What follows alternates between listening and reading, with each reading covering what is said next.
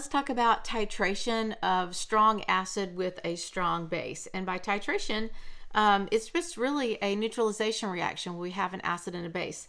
So for example, make sure you can write the neutralization reaction. I have a strong acid right here, hydrochloric. What's it going to do? Give up those H pluses. And then I have a strong base here. Look what he has, hydroxides. What will we make? We will make water. And then what's left over?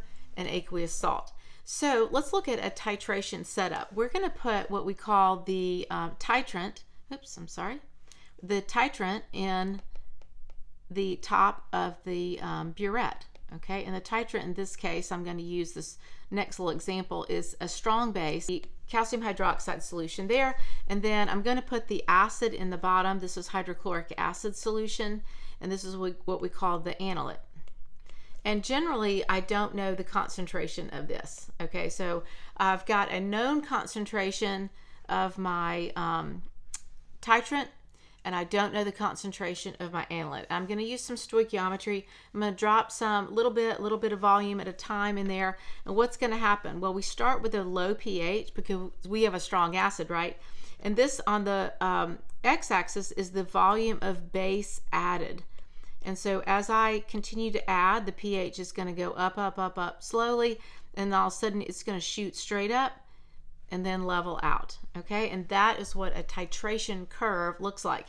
And you will probably plot this, right? You've got a pH meter right here, and you'll look at that pH. You'll use a color indicator to let you know when you're getting really close to that steep part of the curve. Okay, this is an actual titration curve that I did with sodium hydroxide, and if you follow this smooth curve, see how it's barely increasing, and then all of a sudden it shoots straight up like this, and this point right here at 7 is what we call the equivalent point. And what is equivalent at this point? Well, if you drop down to this volume right here of sodium hydroxide that you added, the moles of base are equal to the moles of acid in that flask. Moles of base equal to moles of acid. And this is where you can just do a little stoichiometry calculation. So let me show you what I mean.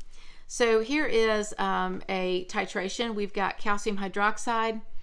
We've got calcium hydroxide in the flask, and we're going to drop in some hydrochloric acid. So let's do the stoichiometry of this. So first of all, I know the volume and the concentration of base. So let's start with that concentration, 0.25 moles per liter times 0.040 liters. All right, so that is my calcium hydroxide. Right? And then I'm going to use a mole ratio here. I want to flip it over to hydrochloric acid.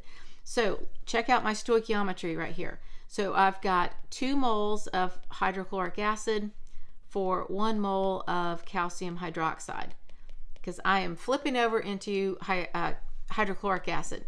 And then I know the concentration of my hydrochloric acid, so I want moles on the bottom. So 0.20 moles of hydrochloric per liter.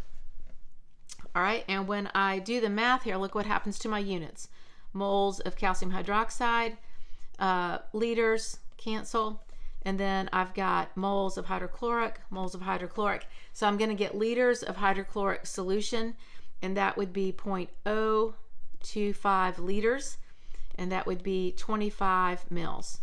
So 25 mils of hydrochloric solution, okay, 0.20 molar solution, what would be necessary to titrate that amount of calcium hydroxide. Okay, so let me show you a super important part of the curve. Okay, so we talked about the equivalent point. We've got that labeled right here. That is the equivalent point. And then what I want you to look at right here, the base, the volume of the base that you need, you're going to pick off the graph. Okay, so when it is when you are at that equivalent point, that is the volume of base that you need. And what does that mean? That is the stoichiometric amount, the stoichiometric volume of base needed to do what? to react with the moles of acid that you have. Okay, and so what you're going to do is you're going to use that volume to calculate either the concentration of acid that you had or the volume of acid that you need. So I hope that helps. That's your first titration video. Make sure you watch the next one. You can do this.